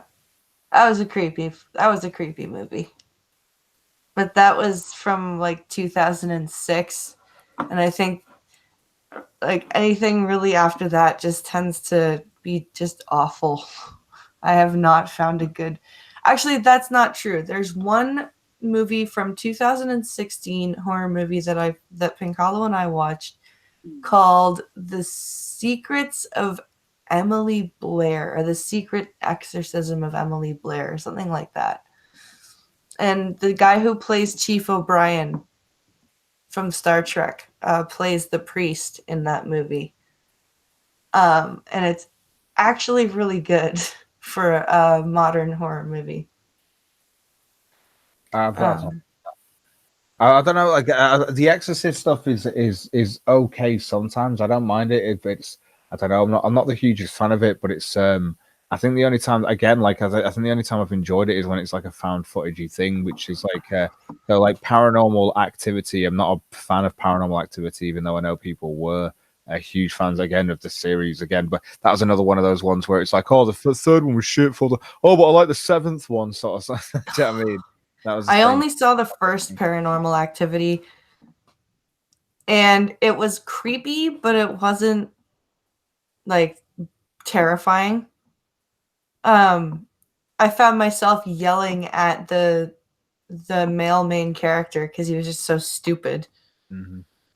But yeah, it was a creepy movie, but it wasn't as terrifying as everyone was, saying it. If you wanted to watch a decent one, you wanted to go for Paranormal Entity instead of Activity. Really? That's the better found footage movie. So there's a movie company that basically just makes cheap budget versions of most films, like the Avengers or anything, and they make a cheap budget version with a similarish name. Whereas this one they called Paranormal Entity instead of Activity. And because it's cheap budget, and obviously it was already cheap budget to begin with, they had a budget to play with, so they just did the same thing, except the guy put several cameras around the house, and they just had the same sort of fun with the effects, and just made a similar-ish film, but it's got its own storyline to it entirely, which is just really fucking clever, and it's fucked up, absolutely fucked up. I've heard of it, but I was so disenchanted with the Paranormal Activity that I didn't bother with it. Shit, Entity is way better, miles better. Yeah. I shall have to check it out. Because I do enjoy a good horror movie, but it's just hard to find one. Well, like I say, like that's one of them. Grave Encounters is like it's like a load of people who are oh, we're coming here to do ghost hunting, but they don't think it's real, and they go to like a mental asylum. But then obviously it becomes like a ghost mental asylum and stuff, and it's all found footage sort of thing. So they've set up their cameras like it's a show. So it's just yeah. But again, great fucking film. Apparently the second one's a bit shit though, because there's another one. Screw you, Hef. Yeah, no. Hef, come on, that's not how this works. You know how it works for Blind Press. She can hear it. She can hear what you're saying. I feel bad for her because, like, if you ever get spam, like I get like Arabic spam, I can only imagine what that would do over here. Oh, my phone will just start speaking in a different language. Not like it's trying to fucking make a prayer or some shit like that. I don't know. Oh god. Yeah, I would my phone like on Twitter if there's some Chinese characters or anything, my phone just starts speaking in freaking Mandarin, and I'm like, what the hell is going on? Oh, I was like when someone turns up with a Chinese like name or something. That's yeah. Oh Christ. Yeah, no one do open curly bracket, close curly bracket, you evil peoples. That's how bad people are gonna be. You're gonna get people now doing it. They're awful people, spammers that don't. Like I say, it's your channel, so obviously if people were doing that, I'm sure you could just go, block spam or whatever. Time the person out, block them for 5 minutes. Yeah. But it's like, okay, have you got a way of like turning off can you mute like the chat, like certain parts of it if it's like, if it, or will it just constantly play that to you? So what I do is I have to swipe left and right through chat, so I'm actually physically swiping through chat. It doesn't just automatically read to me, thankfully. Okay. I'm actually kind of glad that I have to do it that way, because if it did just speak to me, that would drive me insane. Oh, okay. So you don't always swipe. It's just every so often you're just randomly swiping and reading. That's wow.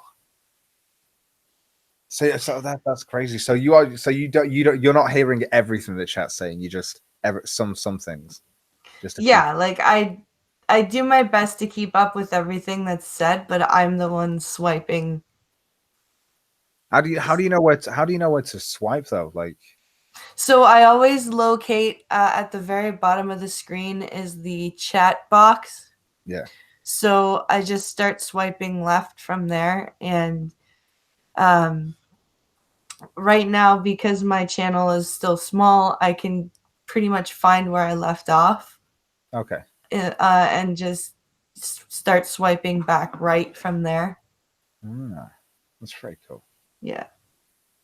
But is there a way, like, if you swipe it in like it and it's like a spam thingy, are you able to just swipe another and it'll just start playing that?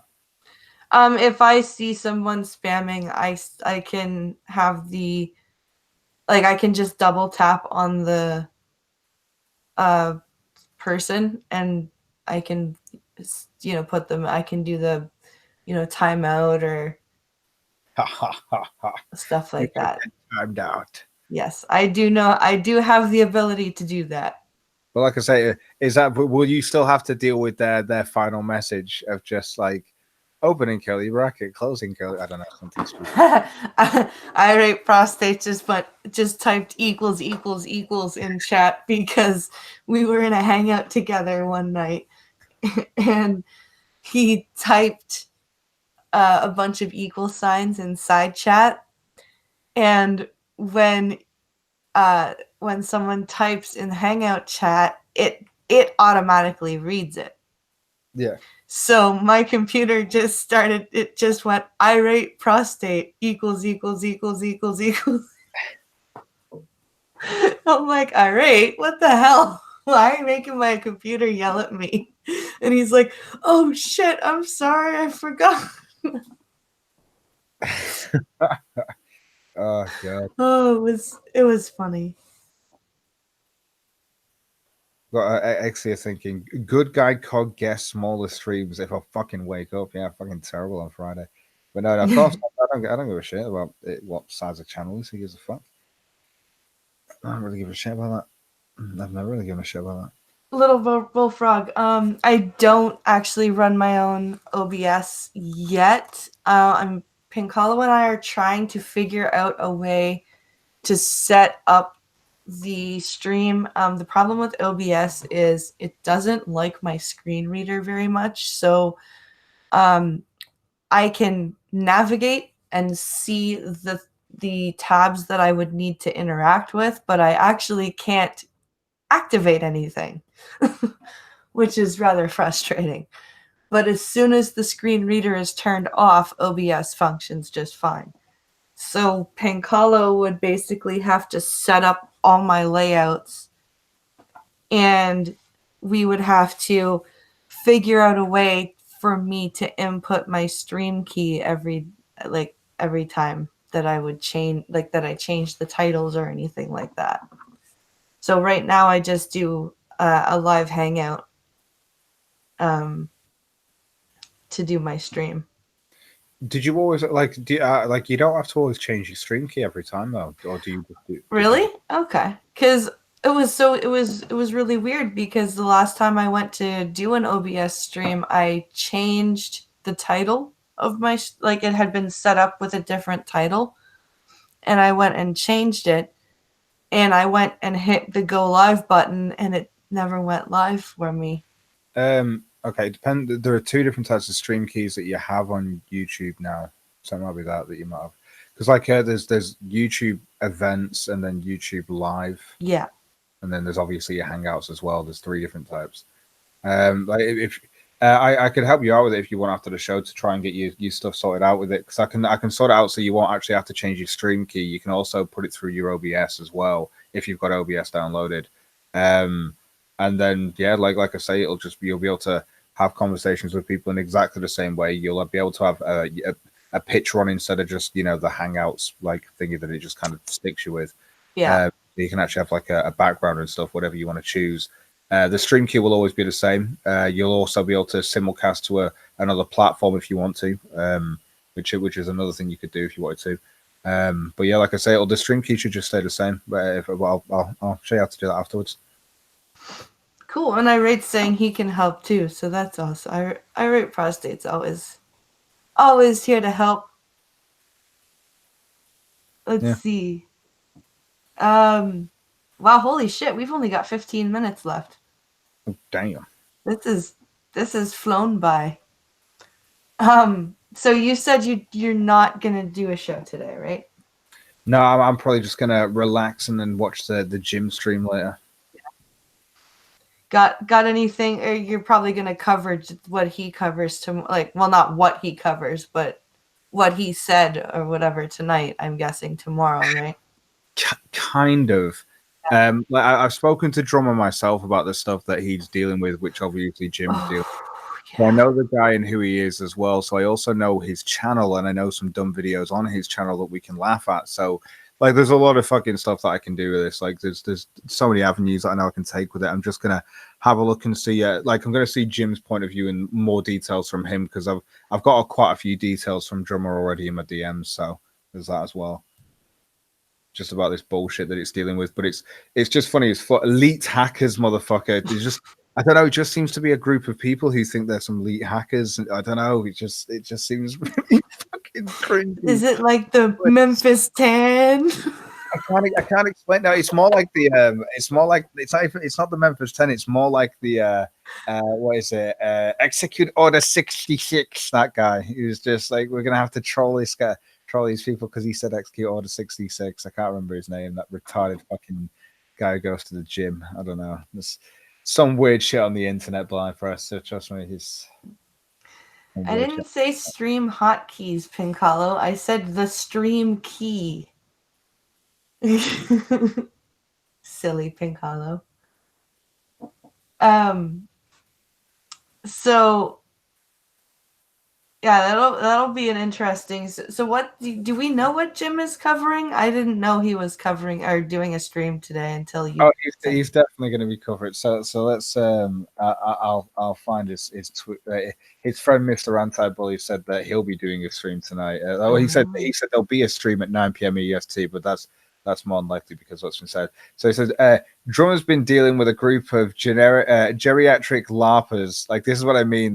They're literally old guys who think they're elite hackers, sort of thing. Like, I've heard some of the videos from Drummer, like that he from this whack job that he's dealing with, and he sounds like he's like 55, 60 years old.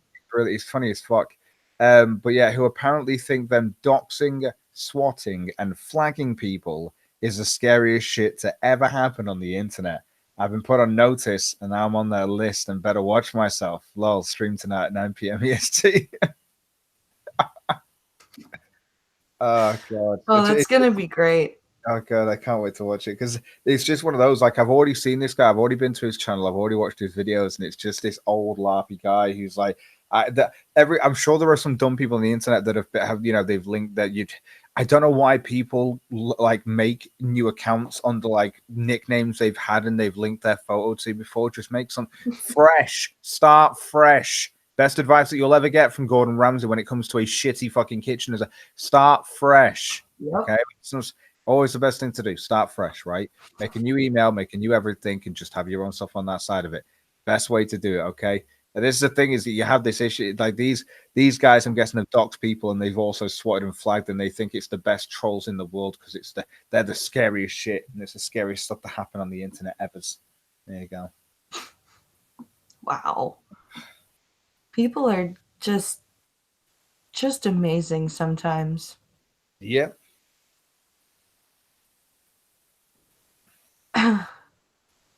Can't wait to watch it though. That's going to be like I say, 9 p.m. EST, which is going to be 8 p.m. Central.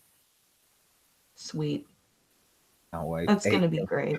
It's going to be 2 a.m. in the morning for me. I know I've got a while, but I just get to I say relax. All I've been doing is exercising all day, really, and because I've been pretty terrible. Like yesterday, we were doing the food stream again for Banter Rant, so I takeaway. I think everyone heard it. Like I got really hungry, but I've got to be good now. I'm just on my back to my good old fashioned diet, low carb, high protein, doing that. All good. So what? Because Banter Rants is only a few months old, right? So what got you guys into doing Banter Rants? Like, what was the thing behind or the idea behind Banter Rants? So Banter Rants is about I don't know how many months now. About it's over 6 months old now at least. And it came from Banter Rants was we were on the youth cast. It was where there was myself, there was Thomas Ellington, there was Zach, and there was Esau, and we were all on the youth cast with Thomas Ellington. But Thomas Ellington was getting drunk, kind of like Ralph in the same sort of thing, except we all called him out, and we were it was just one of those. He was drunk behind the scenes and stuff, and it was like we told, and I was like, look, you need to sober up, you need to sort this out. And then we did a stream with him when I think it was when Mr. Metica got doxxed, and then he did a whole stream just like going, oh, just Patrick O'Shaughnessy or whatever the fuck it is, dox. And then Thomas Ellington was going on like he was already like pretty fucking like drunk, but kind of like kind of full of himself at the start of the night. And he was like, oh yeah, I've got this information and stuff that kind of shows that the docs is real and stuff of Jim and this, that, and the other, and I've got all of this extra information that's been sent. So he felt like he had a scoop on it. I don't know, but it just felt really like awkward because he ended up I kind of just turned up to the show and it's like, right, okay, so we're just doing this show now, and it's just right. So I put in his stream key, went live, and then he wanted to talk about it, and we were just kind of there, waiting until it got to that point where I'm just gonna have to cut off because it's. And then he was like, and he spoke about this for ages, and he wanted to kind of explain how he thought that the docs was real, and that was the whole point of the show, was for him just kind of go, I think the docs is real because I've had some information sent to me by someone who's done some fact checking on the information, and it was just a weird fucking like whole context of the whole thing. And we were all, I think Zach was quiet, and I was sat there. Esau was trying to, he was trying to let it like go ahead a little bit, but it didn't kind of work out. So he was just kind of like trying to like be a little bit of banter, but it was just awkward. Then I got asked what I thought about it, and I was just like, I don't care. I was like, what do you think about this? Do you think that it's like Mr. Metica's docs? I don't care if it's his docs or not. Yeah. Like, do you know what I mean? What a weird question. That's the level of like drunk he was. He was just like he was already drinking at this point. Anyway, we fucked this off and left it, and this is the thing. He continued on that night, I think, because I remember being there, and I think he had to end the stream though, and I obviously had the OBS running, and I think I was running the show at the time, and I was like, and he kept going for ages, and I was like, look, and Zach had gone to bed, Esau had gone to bed, and I was like, dude, I need to go to bed as well. I'm knackered. I mean, so I turned off my microphone and all that sort of stuff at my end, and I left the OBS going, but he has to hit stop stream, and that's it on his end because he controls it from his end, and when he does that stops the stream. So he didn't do that, right? He continued on through the night. He was drunk, he got pissed, he fell asleep in his chair because he chatted to people for ages, and then he fell asleep in his chair, and his wife had to go meet him. It was all recorded and stuff. and everyone heard about this the next day, and and he tried to delete it from his channel, and people saw this, and then we obviously called him out for this stuff, and I think I woke up and we were brought onto like I woke up and I'd heard about it, but I think it was after that night because it was felt so awkward. I was already kind of like, me and Issa were talking. It was like, look, he's getting too drunk. This is just ridiculous now on the show. Jack. I mean, I said, I don't know what we're gonna do about this. He's just getting ridiculous because like, and I remember just like fucking tuning out, and then it was something along those lines. I remember it coming to a point where Andy had or it might have been Thomas had streamed it himself or something. I remember there was a point where he'd stayed on it like night, and I woke up after because we'd already made like I'd already thought, you know what, I don't even want to do this anymore. I'd rather just fuck this off. And you know, and yeah, I didn't even know what the other guys were going to do. I didn't know what Esau was going to do. I'd not spoken to him. I didn't know what Zach was going to do. But it's almost like we'd all kind of just decided that we didn't want to do the show, and then we woke up to all of this shitstorm. And then it was just like, and we were pulled on Andy's show, and Andy was just like, I think it was Andy, and he was and he was I think it was Andy anyway, and they were showing how the how Thomas Ellington had like, or I think it was Andy or somebody else, I can't remember, but I remember them showing us how Thomas Ellington was like slurring in what his wife had said in this and the other, and it was just fucking crazy. And I was like, gonna ask if that was the night that him and his wife got into it. Yeah, that's when it was, and that's when we decided we weren't doing it anymore. It was a while ago. I really can't remember. Yeah. I'm trying to remember it was so. I just remember it being so quick and just being like, and I just was like, I can't be asked doing this anymore. And then after that, it was like, and then Esau was just like, yeah, I'm not doing it anymore. I can't be asked. This is ridiculous. And then, but Zach had already sent him messages through the night, already saying that he wasn't going to do it anymore as well. And it was just one of those things where he was pissed off and he was like, oh, you've all turned against me. But he wasn't.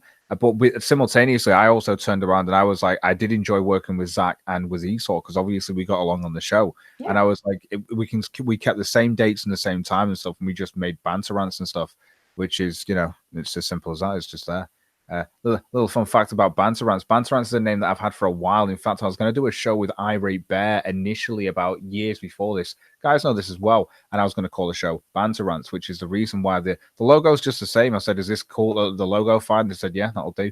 And the logos, that's the reason why you've got the little bear version. The Rants is obviously like a furry lettering sort of thing because it's the bear. And then you've got the banter thing that's all the little like broken cog parts and stuff, all the thinkers. I thought that's how it's supposed to be initially, but still, just cool. used it, and that's where Banter Rants came from. We were just going to do a quick show. That was it. It was just simple. We just did a quick show, and that's it. We just wanted to do a show.